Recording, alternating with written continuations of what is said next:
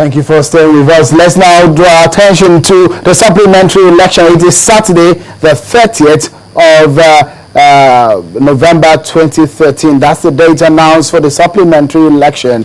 Now, let me ask you, it appears that with all of the statistics that we have, and we'll be looking at some of these in another time, APGA seems to be very sure of winning this post. They've come out to say, well, whatever happens, the figures are in our favor. No matter what happens, we're going to win. And they seem to be attributing the boycotting of other parties to the fact that they know their chances are slim. Before I go to that, President, I need to say something about the deployment of security men and all that. The security men that were deployed during the last election are also Nigerians. They're compromised. So, and there's no, my problem here is our being so sanctimonious and pretending not to understand what the average Nigerian is. The average Nigerian is corrupt, fraudulent. I continue saying that. Those policemen and so on that went to the polling booths, we are compromised. And there's no way you will now say it's Atahiru Jega that caused that. When we want security operatives too are compromised? Yes. So what sense is, what else is there to compromise them with? Are you giving them votes? You see, when we want Nigeria to work, Nigeria would work. You can plan all you want to plan. When the regular human beings on the streets do not want it to work, it will not work. They take the money from you and let everything happen. That's why they could close their eyes and people will collecting their 2,000, 1,000 in the field to vote. What they will do is that they will template and show you before they drop it in. So you will be sure that they voted for you to pay them the money, which you promised to pay them. The security men were also compromised, so they couldn't do anything about that. So it is not INEC. Now to the question about APGA being very certain. Well, it can be certain. However, we are talking about 113,000 votes here. Am I right? Yeah, you're right. Now, if you take 113 votes and put to the Warriors 94,000 votes, I'm a lawyer, not a mathematician, but I'm sure that is more than 170,000 votes. Am I right there? You're right. So in that case, it cannot say we are certain, because anything could happen on 30th. Same thing, if you take 113,000 votes and put to and add to Chris Ngigo's 92,000 votes, it's more than 170,000 votes, right? But then they wouldn't have been able to satisfy the two. They're better off. If you have more votes than the man who has the better coverage, you have a runoff. So that's what you see that may happen. It could happen. I'm saying it could happen. It's not impossible. Let me ask Mr. Nwag what he feels about this same question that I've asked you.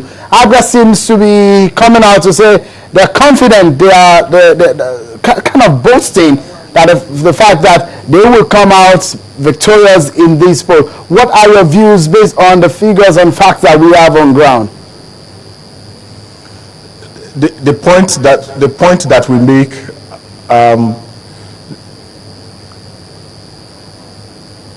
the point that we make is that we are not interested in the outcome of the election. We are interested in the process, and that is why we have insisted on the integrity of the process. We are interested in how the different stakeholders within the election environment, how they conduct themselves. That is what observation is about. The outcome is for the politicians and the political parties to worry their head about. I am interested in ensuring that the deployment was properly done. We are interested in ensuring that materials got to the place on time. We want to ensure that the conduct of security officials who have been deployed to maintain law and order during election behave in professional manner. Those are the things that we look out for. So the boast of the political parties will remain in the reign of the kind of work that they're able to do on the ground. And my colleague on your Lagos studio keeps talking about the people.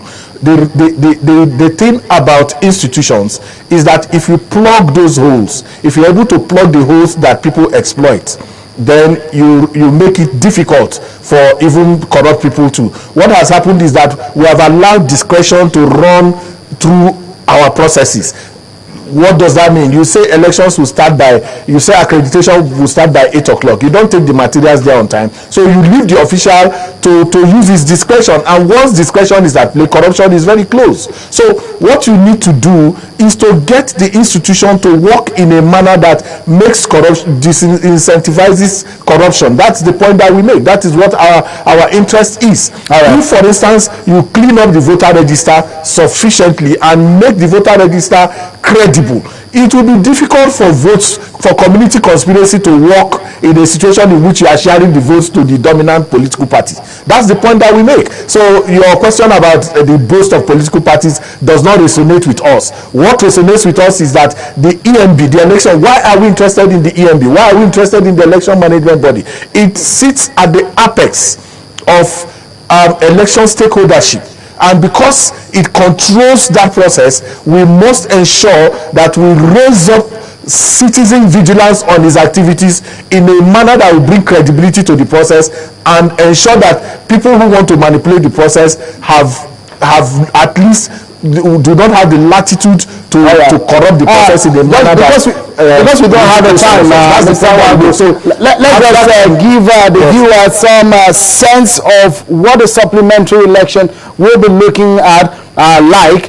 The Constitution provides that the candidate that will win or come out as victorious in this election must have the highest number of votes cast at the election and also have not less than 1/4 of all votes cast in each of at least 2/3 of all the local government areas in the state. For Anambra State, with 21 local government, 14 local government makes to 2/3, and to be declared winner, party needs majority votes and 25% in 14 local government area. But as it stands, those are the parties standing based on the votes they have in the November 16 and 17 election. Anambra with 18 local government had 25% in across 18 local government, PDP across 9, APC across 7, Labour Party across 1 local government. And that is what the situation is at the moment. And they are fighting for 113,113 votes.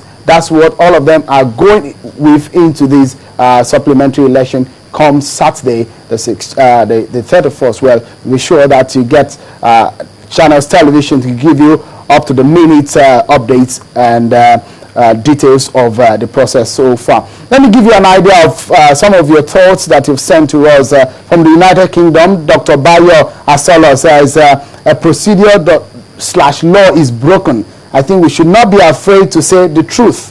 The main issue is the insufficient 3 days time limit. 3 days are reasonable, not sufficient to check register for a serious party going into serious election. So I will say there was deliberate attempt to disenfranchise the people. That's Dr. Bayo Asolo from the United Kingdom. Well, some other people on Twitter, Larry says, INEC should hide its head in shame and carry out a rerun of the entire process. It costs less now.